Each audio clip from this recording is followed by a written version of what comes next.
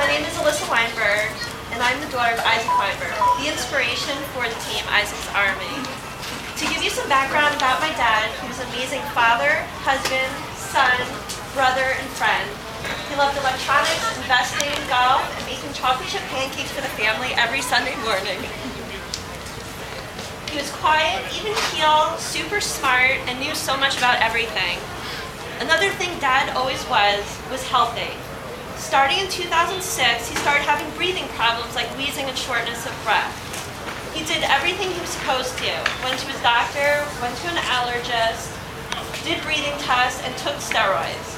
It was decided that he had adult onset asthma and was put on inhalers. Over the next year, his breathing got worse and was admitted into the hospital a few times with pneumonia. The doctors did x-rays and CAT scans while there, but could not find the root of the problem. Finally, there was an answer. Wednesday, June 13, 2007 was the day that changed the Weinberg's family's lives forever. My dad, who never smoked a day in his life, was diagnosed with inoperable stage 4 lung cancer. To say we were shocked and upset would be an understatement. To this day, it still does not make sense to me. The doctors gave him a few months to live, but they didn't know my dad. They also didn't know how long he had cancer, but said the masses were hidden in x-rays behind cloudiness from the pneumonia, so they never saw them. I often wonder what would have been if it was caught earlier. Were there different tests that would show what was going on? My dad, the man who once had to get picked up off the floor by a doctor after seeing a needle coming towards him, and then having to get picked up from the office by my mom because he couldn't drive after fainting, was told he had to go through chemotherapy, which was to be given through needles. Since his cancer was so advanced, they went through many different chemo treatments, radiation, and clinical trials trying to find anything that would shrink his tumor. Some worked and then stopped for no reason at all, and some just never worked. Almost a year later, in May 2008, I was walking home from the PATH train and saw balloons and tons of people on the pier. Never want to miss a fun event, I walked over. It was a relay for life. I obviously was touched by the event as it hit so close to home. Of course I wanted to make a donation, so I bought my dad a t-shirt. It simply read Hope.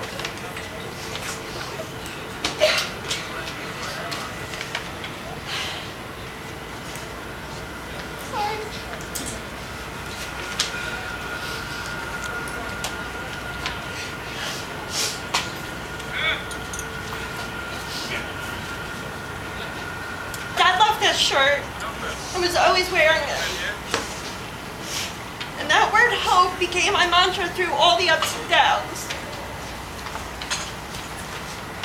At 61 years old, Dad lost his battle on December 15, 2008. But for those 18 months, he fought harder than I ever thought possible. And no matter what was thrown his way, he bounced back with amazing determination. Although doctors gave up on him numerous times, Dad always seemed to get himself out of the hospital to a long and grueling stay at the rehab center and back home where he belonged. He even fought back from being in ICU unconscious on life support for weeks. We cheered him on and encouraged him every step of the way. And he made us so proud. I love seeing him in his rehab appointments with his iPod showing me how far he had come, that he walked up to walking with a walker and going up to 2 stairs after months of being confined to a bed. Not only did he have the will to survive, but the spirit to fight and beat this horrible disease and everything that came with it. Even when he was so weak he couldn't sit up by himself, he was still the strongest person I've ever known. For the past 3 years, Isaac's Army has proudly and passionately been fighting cancer in my dad's name by participating in the Hoboken Relay for Life. This year, we're fighting in one more name, my own. Sorry. Back in December, I had a pain in my neck, shoulder area, and swollen glands from a cold I had in October that never went back to normal. Whenever I get sick, my glands swell up, so I didn't think much of it. I just thought I needed to change my pillow and take a heavy dose of antibiotics. Apparently I was wrong. I saw my general doctor who referred me to an ENT. After a couple of visits, he decided to biopsy one of my lymph nodes. In January, that's when I received my diagnosis. I have stage 2 Hodgkin's lymphoma. Affected lymph nodes are on the left side of my neck and down my chest. Interesting enough, I was told by 2 oncologists that my cancer is not even related to my dad's. I was also told that Hodgkin's is treatable. I will be fine and I will go on to live a normal and healthy life. Sloan Kettering is treating me with the same combinations of 4 drugs that have been used for 40 years, so they know they work. I started chemo on February 16th and go every 2 weeks for treatment. They definitely take a lot out of me and cause a lot of annoying side effects. That's okay. I'm back to living my life as closely as possible after.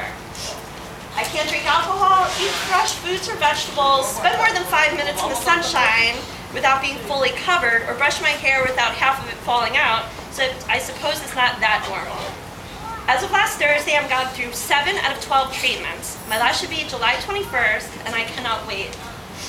Although at times it's hard, I'm staying positive. Luckily, I have a lot of help. Help kicking this cancer's butt. My mom and brother were obviously devastated by the news, but are so strong and supportive. It must run in the family. My friends and family make me meals, come to treatment with me, run errands, take care of my pup Romeo, buy me hats, and just sit on the couch with me watching my terrible DVR shows. I'm very lucky to have such amazing people in my life. Even the nurses at Sloan Kettering comment that I have different friends with me every time and support that most people do not have. I know I say thank you to everyone pretty often, but I just wanted to say it again. Thank you.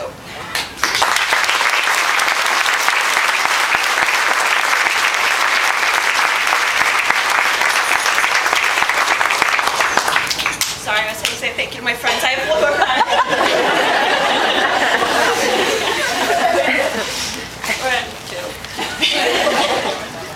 If anything good comes from having cancer, I can say it's brought me closer to a lot of friends. I'm now in contact with many I've lost touch with over the years, and Isaac's Army rocked it at fundraising this year. Everyone asked how I can help, or how they can help, and I told them donating was the perfect way, that they shouldn't think about me. This time, cancer picked the wrong girl.